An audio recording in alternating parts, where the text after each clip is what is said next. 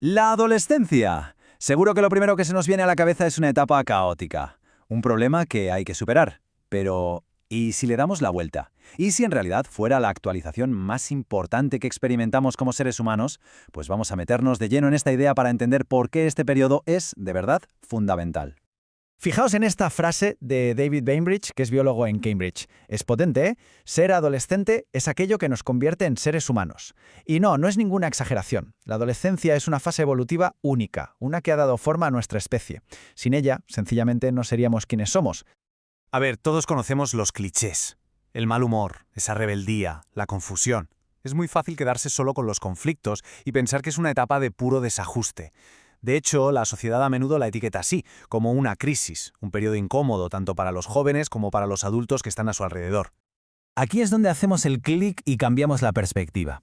¿Y si todo ese caos que parece que vemos no es un fallo del sistema, sino una característica clave, una remodelación que es absolutamente necesaria para poder pasar de la infancia a una edad adulta que sea compleja y sobre todo adaptable? Pues ese es el viaje que vamos a empezar ahora mismo. Todo arranca, como no, con una transformación física que es alucinante. Antes de que la mente empiece a reconfigurarse, es el cuerpo el que enciende la mecha de este cambio tan radical.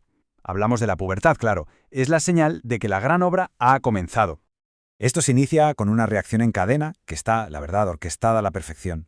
Todo empieza en la base del cerebro. Allí, el hipotálamo libera una proteína, la quispectina.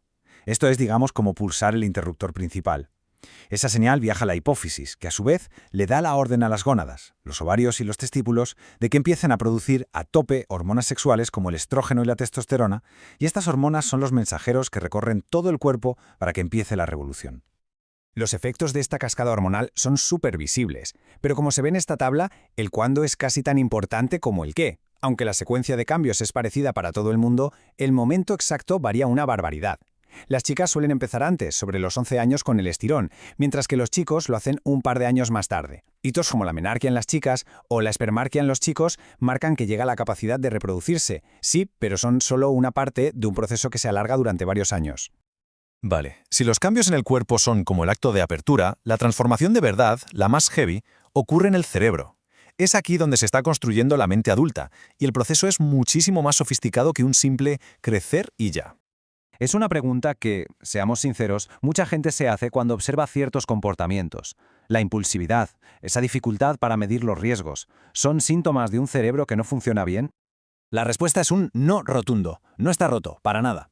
Está en plenas obras. Es como si una ciudad decidiera actualizar toda su infraestructura a la vez. Hay ruido, hay desvíos, zonas cerradas, pero el objetivo final es crear un sistema mucho más eficiente y potente. Y el mecanismo clave de toda esta remodelación es lo que se llama la poda sináptica. A ver, durante la infancia el cerebro crea una cantidad masiva de conexiones, muchísimas más de las que va a necesitar.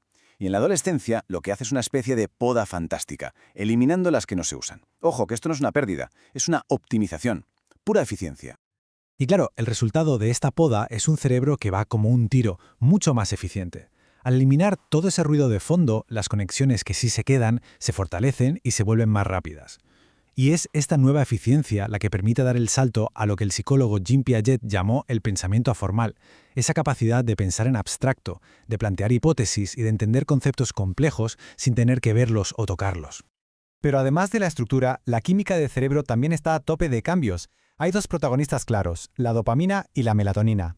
Los circuitos de la dopamina se vuelven hipersensibles, lo que explica esa búsqueda de novedades y la sensación de recompensa que se asocia al riesgo. Y por otro lado, la melatonina, que es la hormona del sueño, empieza a liberarse más tarde. Esto les desfasa el reloj biológico y explica por qué no hay manera de que se levanten por la mañana. Así que, con un cuerpo nuevo y un cerebro en plenas obras, el adolescente se enfrenta a la pregunta más importante de todas, una que va a definir su futuro. ¿Quién soy yo? El psicólogo Erik Erikson lo definió como la crisis de identidad frente a confusión de roles. Y ojo, cuando hablamos de crisis no es en un sentido negativo, sino como un punto de inflexión, un momento decisivo. El objetivo es construir un yo que sea coherente, uniendo las piezas de quién se ha sido, quién se es ahora y sobre todo quién se quiere llegar a ser. Esta búsqueda, claro, no se hace en el vacío. La mirada de los demás se vuelve increíblemente importante, casi un foco gigante. Esta cita de una chica de 14 años lo clava. Capta a la perfección ese miedo al juicio, una fuerza que puede llegar a paralizar o, por el contrario, a moldear las decisiones que se toman para definir esa nueva identidad. Pero junto a ese miedo, también florece la aspiración. Es la otra cara de la moneda. La nueva capacidad de pensamiento abstracto les permite proyectarse en el futuro, soñar con todas las posibilidades. Este chico de 16 años ya no solo piensa en el hoy, sino que está construyendo activamente una visión de su yo del futuro. Para navegar por este mundo tan complejo de juicios, de miedos y de aspiraciones, hace falta una caja de herramientas nueva. Y es aquí donde la inteligencia emocional se vuelve absolutamente fundamental. No se trata de no sentir, para nada, sino de aprender a percibir, a entender, a utilizar y a gestionar las emociones, tanto las propias como las de los demás. Esto es clave para construir relaciones sanas y tomar mejores decisiones. Por supuesto, ningún adolescente vive esta transformación metido en una burbuja. El entorno, la familia, el cole, la cultura, hasta el momento histórico que le toca vivir, es un factor determinante que moldea y mucho cómo se vive toda esta experiencia. Un ejemplo brutal para entender esto lo tenemos en la película chilena Machuca. Gonzalo y Pedro comparten un microsistema, van a la misma escuela, pero sus macrosistemas, es decir, el contexto social, económico y político de sus familias, son radicalmente opuestos. La agitación social, que para Gonzalo es algo lejano, para Pedro es una amenaza directa a su casa y a su futuro. Esto nos enseña, siguiendo la teoría de Bronfenbrenner, que el desarrollo no se puede entender si no analizamos todas las capas del entorno que lo rodean.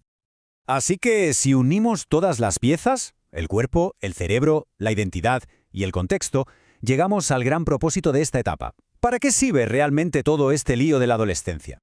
La conclusión es bastante clara, la verdad. La adolescencia no es un fallo de diseño, que va, es la característica estrella de nuestra evolución. Es el mecanismo que coge el cerebro exuberante y un poco desordenado de la infancia y lo va esculpiendo, a través de la experiencia y de esa poda que vimos, para convertirlo en una mente adulta capaz de innovar, de adaptarse y de pensar de forma compleja.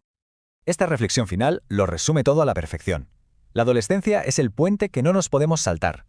Es el proceso de formación que nos permite manejar la increíble complejidad de nuestro cerebro y, en última instancia, es lo que nos hace plenamente humanos.